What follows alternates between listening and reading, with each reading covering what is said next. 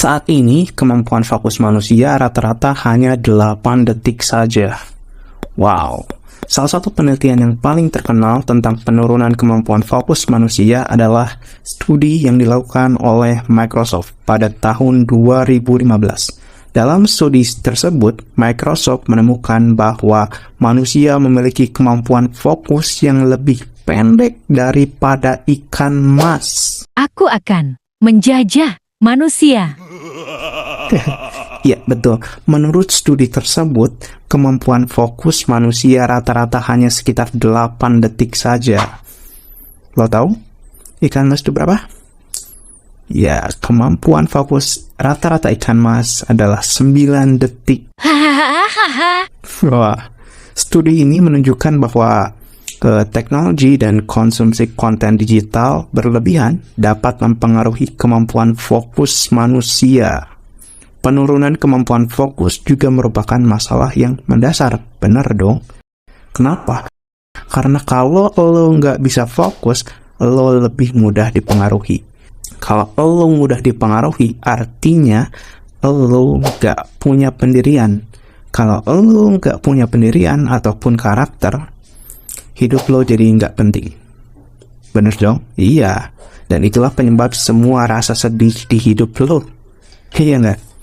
Lihat orang lain pada pas sekolah bareng, umurnya hampir sama kayak kita, tapi jauh beda. Mereka lebih sukses. Kenapa? Karena hello, itu karena lo menciptakan kondisi tersebut.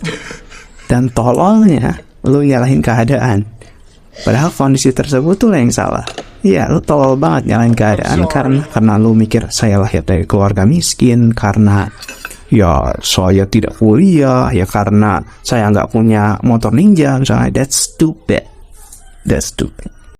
Oleh karena itu, kita akan membahas tentang bagaimana melawan informasi berlebihan dan memilah konten yang penting di tengah kebisingan digital. Ketika kita terlalu banyak mengkonsumsi konten digital, otak kita tidak dapat membedakan mana informasi yang penting dan mana yang tidak penting. Hal ini dapat membuat kita kebingungan dan mudah terpengaruh oleh informasi yang salah.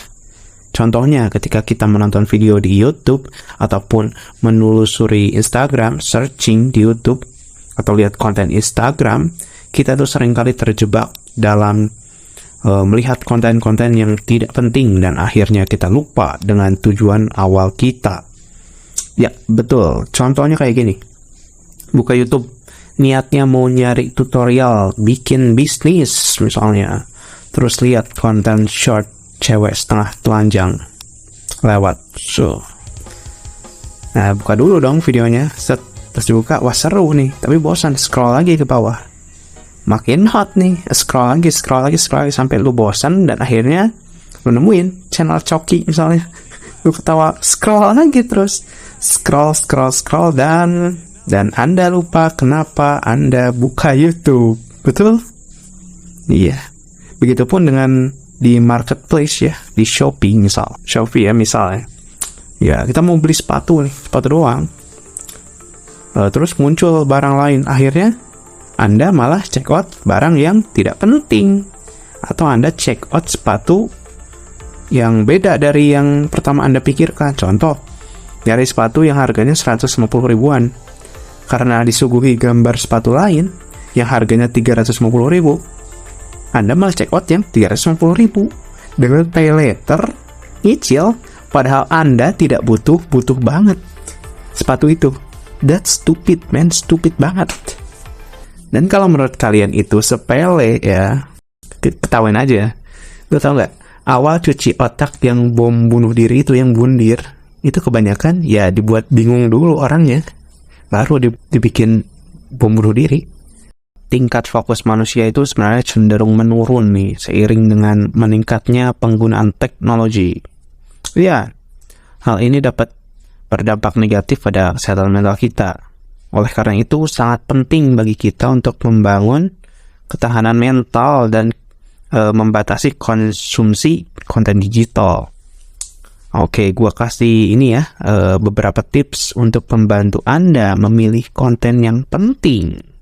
Yang pertama, nanti gue tulis deskripsi ya. Yang pertama, tentukan tujuan Anda sebelum mencari konten. Ya harus tahu, lu tuh harus kayak tadi, beli sepatu. Tujuan lu ingat-ingat terus itu, beli sepatu. Terus batasi waktu Anda untuk mengkonsumsi konten digital.